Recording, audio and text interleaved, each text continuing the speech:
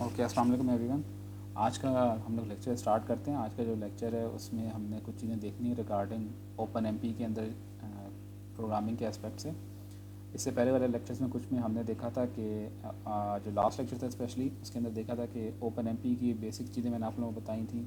उसके अंदर basic programming format क्या होता है, दैन उसमें वर्क शेयरिंग क्या होती है, और फिर उसके अलावा मैंने आप लोगों को ये बताया था कि ओपन एमपी के अंदर जो है हम लोग कैसे एक सीरियल टास्क को हम लोग पैरेलल के अंदर कन्वर्ट कर सकते हैं। अच्छा, इस वजह से हमने काफ़ी कुछ चीज़ें जो थी वो लैब के अंदर कवर कर ली थी प्रोग्रामिंग एस्पेक्ट से। अच्छा, कुछ थ्योरेटिकल एस्पेक्ट से हम लोगों की कुछ चीज़ें रह गई थी। जैसे मैंने मल्टी थ्रेडिंग के जो लेक्चर था उसके अंदर आप लोगों को ये बताया था कि रेस कंडीशन क्या होती है, डेडलॉक क्या होते हैं, फिर उनको कैसे हम लोग ओवरकम कर सकते हैं। ठीक है, तो आज का जो लेक्चर है उसमें भी हम लोग कुछ इसी तरह के सिनेरियो देखेंगे कि ओपन एमपी कैसे डेडलॉक और रेस कंडीशन को ओवरकम करता है। तो आई होप कि आपने लेक्चर 11 से लेके 14 तक देख लिया होगा।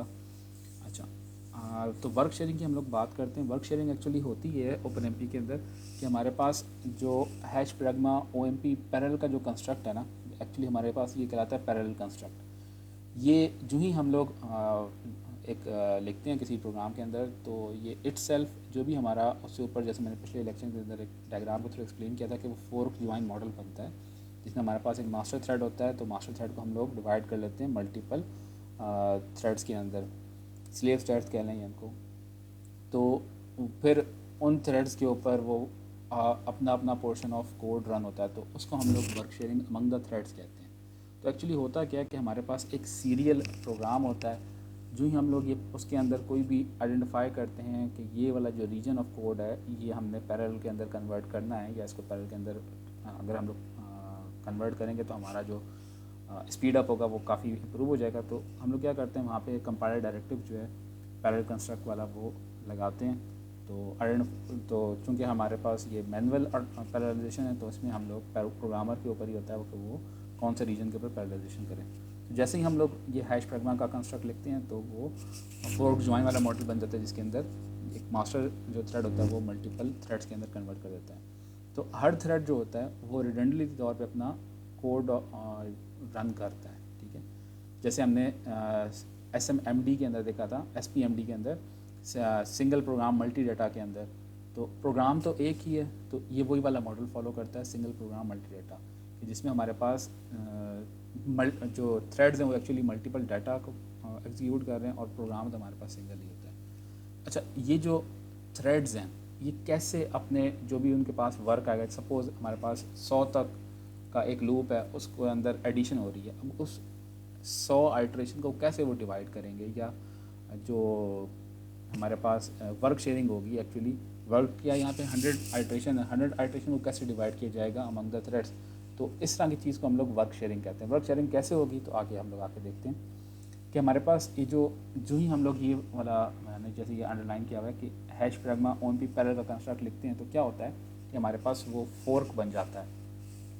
उससे क्या होता है कि जो नीचे वाला लूप होगा, अब इधर हमने चूँकि इसको पैरेलल के अंदर कन्वर्ट करना है, तो इधर भी हम लोग ले लेते हैं hash pragma O M P for का कंस्ट्रक्ट लिख दिया। तो इस केस में हमने फॉर का कंस्ट्रक्ट क्या करेगा कि ये जो n नंबर ऑफ आइट्रेशंस हैं इनको वो डिवाइड कर देगा जितने नंबर ऑफ थ्रेड्स हैं। सपोज़ आपके पास, एक मिनट दें मैं यहाँ पे,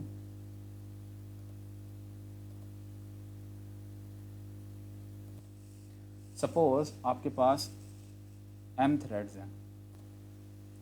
ओके, हमारे पास सपोज़ m थ्रेड्स हैं। ठीक है, m थ्रेड्स हैं और ये n नंबर ऑफ आइट्रेशंस हैं।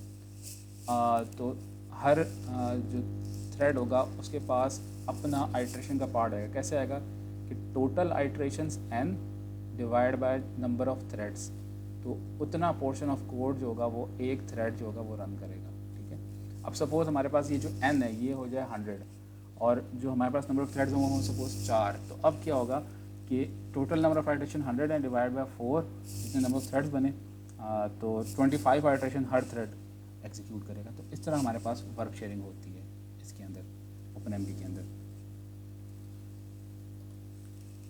अच्छा, इस केस में हम लोग क्या कर सकते हैं, यहाँ पे ये जो वेरिएबल है ये आई, क्योंकि ये एक्चुअली नंबर ऑफ आइट्रेशंस को कंट्रोल यही कर रहा है, तो तो इसको हम लोग, इसका स्कोप या तो हम लोग शेड भी रख सकते हैं या हम लोग प्राइवेट भी रख सकते हैं। जैसे इससे पहले मैंने आपको बताया था कि हमारे पास यहाँ पे अगर हम लोग इसको प्राइवेट रखेंगे तो उसमें क्या होगा कि हर थ्रेड जो होगा वो सॉरी, अगर हम लोग इसको कुछ भी नहीं डिक्लेयर करते तो अगर तो हमने इसको कुछ भी डिक्लेयर नहीं किया तो बाय डिफ़ॉल्ट ये जो आई वेरिएबल होगा ये यहाँ पे प्राइवेट कंसिडर किया जाएगा। अगर हम लोग एक्सप्लिसिट तौर पे कहते हैं कि जी ये जो पैरेलल रीजन के अंदर जो वेरिएबल आई है इसको प्राइवेट रखना है तो फिर वो प्राइवेट की क्लॉज से हम लोग यहाँ पे आइडेंटिफाई कर सकते हैं कि फॉर के बाद इस इधर यहाँ पे हम लोग लिख देंगे प्राइवेट, फॉर प्राइवेट, और फिर उसके अंदर लिखेंगे आई। तो उस तरह जैसे यहाँ पे मैंने आपको लिख के बताया हुआ, ठीक है। तो इस तरह हम लोग उसका स्कोप डिफाइन कर सकते हैं उस वेरिएबल का जो कि इस लूप को कंट्रोल कर रहा है। अच्छा, एक सिंपल सा कोड है कि इधर क्या हो रहा है, ये हमारे पास सीक्वेंशियल कोड है, वही था 0 से लेके n नंबर ऑफ आइटरेशन है और वो एडिशन करके उसके अंदर ए के अंदर स्टोर कर रहा है। अच्छा, अगर हम लोग इसके अंदर इसको पैरेलल के अंदर कन्वर्ट करें तो क्या करेंगे कि हैश प्रगमा ओएमपी पैरेलल लिखेंगे। दैन उसके बाद यहाँ पे हम लोग अगर इसको फॉर का कंस्ट्रक्ट इस्तेमाल नहीं करें तो क्या करेंगे कि जितने नंबर ऑफ आइटरेशन है उतनी दफ़ा ये चलेगा अनटिल अनलेस कि फिर उसकी हम लोग वर्क शेयरिंग खुद ये मैनुअली करेंगे कि नंबर ऑफ़ थ्रेड्स पहले ग्रेड करेंगे, फिर नंबर ऑफ़ थ्रेड को डिक्लेयर करेंगे जितने नंबर ऑफ थ्रेड्स के बराबर था, उसके बाद फिर वर्क शेयरिंग खुद करेंगे और उसके बाद हर थ्रेड को असाइन करेंगे उसका पोर्शन। इसके बजाय यही चीज़ जो हम लोग वो फॉर के कंस्ट्रक्ट से हम लोग कर सकते हैं। ये सारा जो पोर्शन ऑफ कोड है इसको हम लोग रिड्यूस कर सकते हैं विद द फॉर।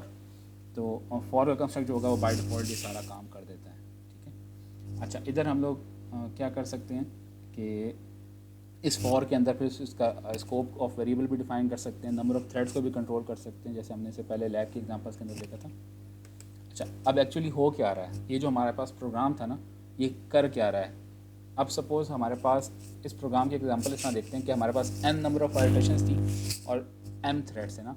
अब हम लोग आइटरेशन पर रखते हैं 100 आइटरेशन है और थ्रेड्स जो हमारे पास सपोज़ 4 हैं। तो अब कैसे काम करेगा ये, तो होगा ये कि जो हमारे पास प्रोग्राम था, जो ही यहाँ पे हमने लिखा ना, हमने जैसे ये लिखा hash pragma OMP parallel then उसके बाद फॉर, तो क्या होगा कि ये जो प्रोग्राम था वो सीक्वेंशियल आ रहा था, उसको हमने डिवाइड कर दिया, फोर्क बेसिकली बना दिया।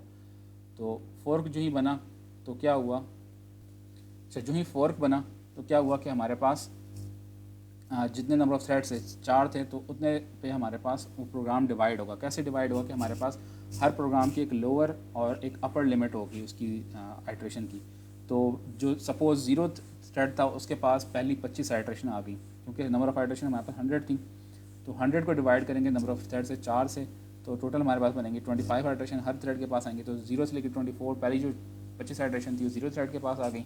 इसी तरह रिमेनिंग नेक्स्ट 25 जो थी वो थ्रेड 1 के पास, फिर नेक्स्ट 25 थ्रेड 2 और फिर आखिरी जो 25 आइटरेशन थी वो थ्रेड 3 के पास आ गई, 4th थ्रेड के पास। तो अब क्या होगा, ये सारे जो थ्रेड्स होंगे वो एक ही टाइम पे एग्जीक्यूट करेंगे उस प्रोग्राम को। तो ओवरऑल प्रोग्राम का जो टाइम लगेगा वो सपोज़ 10 माइक्रोसेकंड लगता है।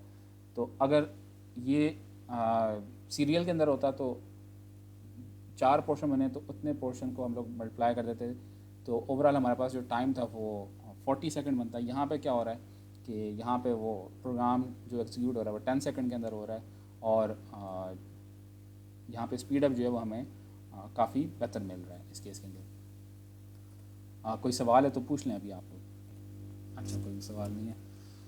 अच्छा, फिर क्या होता है कि हम लोगों ने यहाँ पे देखा कि ये जो दो कंस्ट्रक्ट्स हैं OMP पैरेलल वाला कंस्ट्रक्ट और OMP फॉर वाला कंस्ट्रक्ट, ये हम लोग दो दफ़ा लिखते हैं, इसके बजाय इसको कंबाइन करके एक ही लाइन के अंदर भी लिखा जा सकता है simply pragma OMP parallel for भी हम लोग देख सकते हैं। तो ये दोनों बराबर हैं, एक ही चीज़ है, तो इस तरह का कोई इशू नहीं है, ठीक है। अच्छा, जब हम लोग लूप्स के साथ काम करते हैं तो हमने जैसे इससे कुछ पहले लेक्चर्स के अंदर मैंने आपको कहा था कि हमारे पास लूप्स के अंदर जब हम लोग काम करते हैं तो वहाँ पे कोई डिपेंडेंसीज आ सकती हैं, डाटा डिपेंडेंसीज, जैसे रीड आफ्टर राइट डिपेंडेंसी या राइट आफ्टर रीड और राइट आफ्टर राइट। तो तीनों डिपेंडेंसीज में से कोई सी एक डिपेंडेंसी हमारे पास आ सकती है। तो कोई भी हमने अगर लूप को पैरेलल के अंदर कन्वर्ट करना तो सबसे पहली काम तो ये करेंगे कि हम आइडेंटिफाई करेंगे कौन सा ऐसा लूप है कि जिसको हम लोग अगर पैरेलल के अंदर कन्वर्ट करें तो वो बेहतर होगा। मतलब हमने वो फाइंड करना लूप जो कि कंप्यूटेशनल तौर पे इंटेंसिवली टास्क परफॉर्म कर रहा है, ठीक है। देन उस लूप के अंदर आइट्रेशंस जो हैं वो इंडिपेंडेंट हैं या डिपेंडेंट हैं। अगर तो वो इंडिपेंडेंट हैं तो फिर तो हमारे पास आसानी से जो पैरेलल रीजन है वो क्रिएट हो सकता है, ठीक है। अगर वो डिपेंडेंसी आती है, वहाँ पे कोई डेटा डिपेंडेंसी आती है, तो उसका मतलब ये है कि जो मल्टी थ्रेडिंग वाला हमारा आर्किटेक्चर था, जिसमें मैंने आप लोगों को बताया था कि रेस कंडीशन आएगी कि एक शेड वेरिएबल होगा, उसको मल्टीपल जो थ्रेड्स होंगे वो एक ही टाइम पे एक्सेस कर रहे होंगे एक शेड वेरिएबल को, या उसकी वैल्यू को अपडेट कर रहे होंगे, या उसमें से रीड कर रहे होंगे, या उसमें राइट कर रहे होंगे। तो हमारे पास रेस कंडीशन आ सकती है, और रेस कंडीशन जो है वो बिगड़ के हमारे पास डेडलॉक की कंडीशन भी बन सकती है, जैसे मैंने आप लोगों को मल्टी थ्रेडिंग के लेक्चर के अंदर बताया था। तो उधर उसको कंट्रोल करने के लिए फिर हमने जैसे देखा था कि हम लोग म्यूचुअल एक्सक्लूजन का एक फिनोमेना लगाते हैं, या एक हमारे पास तरीका होता है कि जिसमें हम लोग म्यूचुअल एक्सक्लूजन के थ्रू हम लोग जो है वो क्रिटिकल सेक्शन बताते हैं, देन उसमें फिर 1 बाय 1 एंट्री करते हैं। तो इसी तरह यहाँ पे भी होगा। अच्छा, यहाँ पे क्या होगा कि हम लोग पहले आइडेंटिफाई करेंगे डिपेंडेंसीज आती हैं या नहीं। अगर नहीं आती तो उसको हम लोग वैसे के वैसे पैरेलल के अंदर कन्वर्ट कर देंगे। अगर डिपेंडेंसीज आती हैं तो फिर उसके बाद देखते हैं क्या करते हैं। अब आपके पास ये 2 प्रोग्राम्स यहाँ पे लिखे हुए हैं, ठीक है, दोनों नज़र आ रहे हैं ना इस स्लाइड के ऊपर, एक लेफ़्ट साइड पे एक राइट साइड पे। अब ये बताएं कि जो लेफ़्ट साइड वाला प्रोग्राम है ये पैरेलल के अंदर कन्वर्ट हो सकता है या नहीं हो सकता। इधर भी मेरा कर्सर है कि इस डिपेंडेंसी को हमने कैसे ओवरकम किया कि पहले हमने उसमें मल्टीप्लिकेशन करके देन उसको उसमें ऐड कर दिया, ठीक है। मगर यहाँ पे उस डिपेंडेंसी को हमने ओवरकम कैसे किया कि इधर हमने वो जो आई वेरिएबल था उसका इस्तेमाल कर लिया। वो जो हमने ये जो है ना i = 0 और i < max, और ना यहाँ पे क्या होता कि वो j अपनी वैल्यू, मतलब हम कर यही रहे थे कि करंट वैल्यू लेते थे, उसमें उसको मल्टीप्लाई कर रहे हैं 2 से, और देन उसको उसमें कुछ एडिशन कर रहे हैं ना। तो यही काम हमने यहाँ पे इस तरह कर लिया कि करंट वैल्यू को मल्टीप्लाई किया, और तो वो एक्चुअली यहाँ पे क्या करता है कि जे की वैल्यू को ले रहा था, यहाँ पे हमने उसको डिक्लेयर कर दिया कि करंट वैल्यू जो आप आई की लें, और इस तरह हमने उसको ओवरकम कर दिया। तो यही काम हमने डिपेंडेंसीज़ को अगर हम लोग ओवरकम कर सकते हैं तो इस तरह एक तरीका है। अगर फिर भी हम लोग डिपेंडेंसीज़ को ओवरकम नहीं कर सकते तो फिर हमारे पास पहला तरीका आता है कि हम लोग म्यूचुअल एक्सक्लूजन का एक तरीका अपनाएं, जिसको हम लोग कहते हैं रिडक्शन। अब जैसे ये वाला केस है कि जिसमें हमने चलें, अच्छा, तो जो डिपेंडेंसीज इसको ओवरकम करने के लिए, जैसे मैंने मल्टी थ्रेडिंग के लेक्चर के अंदर बताया था कि हम लोग क्रिटिकल सेक्शन वाला एक काम कर सकते हैं, तो इसी तरह हम लोग यहाँ पे रिडक्शन का मेथड हम लोग इस्तेमाल कर सकते हैं। कि जैसे अब आपके पास एक सामने प्रोग्राम है, इसके अंदर क्या हो रहा है कि एवरेज एक्चुअली हम लोग कैलकुलेट कर रहे हैं। तो इधर कर क्या रहे हैं कि जो करंट एवरेज का वेरिएबल है उसमें current value of average plus जो ए ऑफ आई की वैल्यू वो लेके ऐड कर रहे हैं, फिर वो उस पर डिस्प्ले कर रहे हैं, और देन जो कैलकुलेटेड वैल्यू आ गई एवरेज की उसको डिवाइड कर रहे हैं मैक्सिमम वैल्यू से। तो इधर हमारे पास डिपेंडेंसीज आ रही हैं। तो एक्चुअली ट्रू डिपेंडेंसीज या रीड आफ्टर राइट डिपेंडेंसी आ रही है। तो इस केस के अंदर हम लोग मतलब कोई और मेथड इस्तेमाल नहीं कर सकते और इस डिपेंडेंसी को रिमूव नहीं किया जा सकता। तो इस मेथड को हम लोग इस सिचुएशन को हम लोग रिडक्शन का मेथड कहते हैं। रिडक्शन के मेथड से हम लोग इस सारे मामले को हल कर सकते हैं। कैसे होगा? रिडक्शन का मेथड कुछ इस तरह से काम करता है, रिडक्शन क्लॉज ओपनएमपी में इस तरह काम करती है कि हम लोग ऑपरेंड बताते हैं कि आपने कौन सा ऑपरेशन परफॉर्म करना है और किस लिस्ट ऑफ वेरिएबल या किस लिस्ट के ऊपर आपने परफॉर्म करना है। तो ये जो हमारा पैरेलल का कंस्ट्रक्ट था, ये जो वर्क शेयरिंग का जो हमारा फॉर का कंस्ट्रक्ट था, उसके अंदर हम लोग रिडक्शन को क्लॉज लगाते हैं। जैसे यहाँ पे आपको नज़र आ रही है कि hash pragma OMP parallel for, then reduction की क्लॉज हमने लगाई और क्या कर रहे हैं कि जी ऑपरेशन कौन सा परफॉर्म हो रहा है, एडिशन का परफॉर्म हो रहा है, देन उसमें जो लिस्ट या जो वेरिएबल है वो एवरेज का वेरिएबल है। ये जो वेरिएबल होगा लिस्ट का, ये जो हम लोग जो लिस्ट के अंदर जो वेरिएबल होगा ये एक्चुअली शेयर्ड वेरिएबल होना चाहिए, ठीक है, इस पैरेलल रीजन के अंदर। अगर ये शेयर्ड ना हुआ तो फिर ये हमारे पास रिडक्शन का मेथड काम नहीं करता, ठीक है। अगर इस वेरिएबल का स्कोप आपने डिफाइन किया कि ये प्राइवेट है, या जैसे इस केस में तो शेयर्ड है, अगर ये प्राइवेट हुआ तो फिर हमारे पास ये काम नहीं करेगा।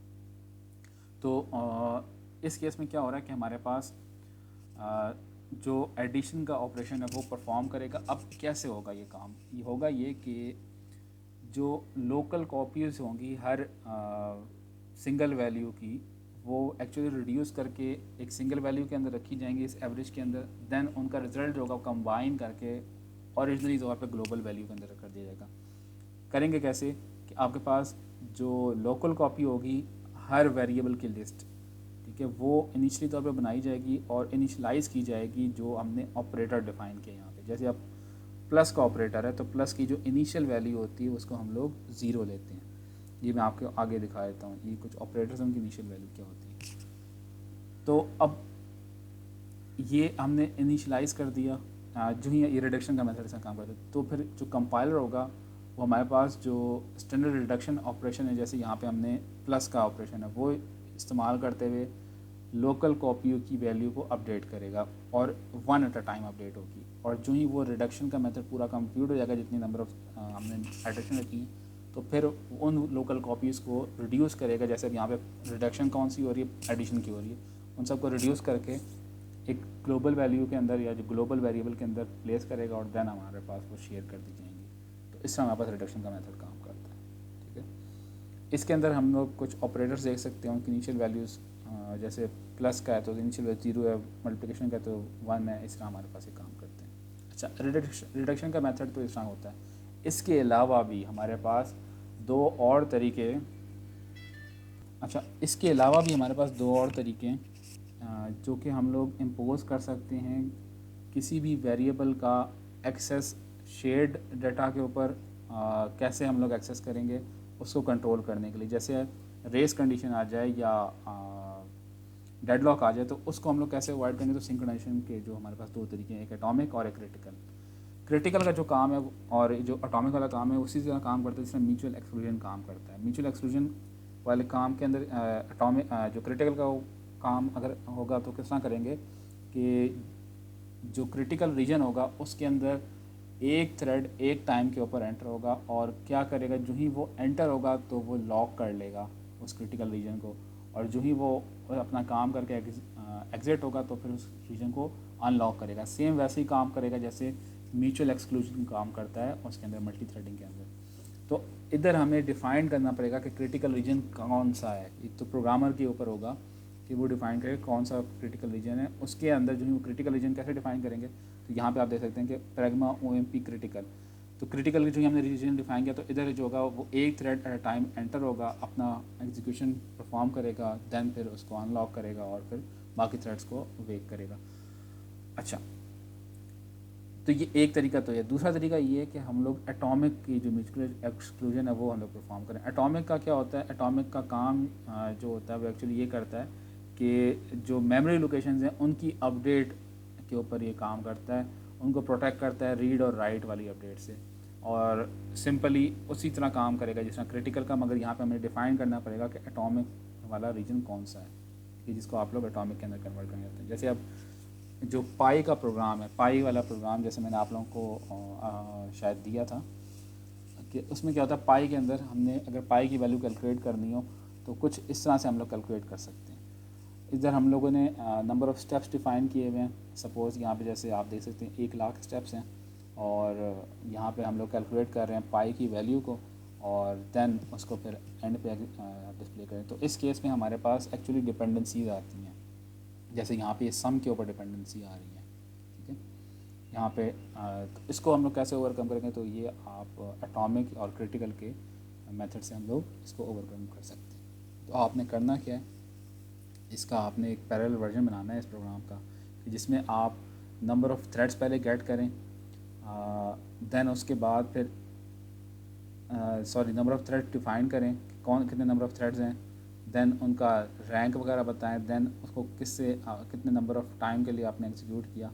तो ये करके देन उसके अलावा आपने ये भी देखना है कि इसके अंदर कहाँ डिपेंडेंसी है, तो उसको हम लोग एटॉमिक या क्रिटिकल के मेथड से ओवरकम कर सकते हैं कि नहीं कर सकते। क्योंकि यहाँ पे जो है कुछ वेरिएबल्स का स्कोप शेयर्ड भी है, कुछ का प्राइवेट भी है। तो इधर आपने थोड़ा सा हमको देखना होगा कि कौन से वेरिएबल जो हैं शेयर्ड हैं, कौन से प्राइवेट हैं। अगर जो शेयर्ड वेरिएबल्स हैं अगर वहाँ पे करेंगे तो उनको अगर आप एटॉमिक या क्रिटिकल या रिडक्शन का कोई मेथड कर रहे हैं तो वो तो आसानी से हो जाएगा। कोई किसी वेरिएबल का स्कोप प्राइवेट है तो उसको आपने फिर शेयर्ड के अंदर डिफाइन करना होगा, वरना वो फिर हमारे पास पैरेललिज्म क्रिएट नहीं होगा। तो ये था टोटल आज का लेक्चर। अब आपके कोई सवालात वगैरह हैं तो आप फिर पूछ सकते हैं।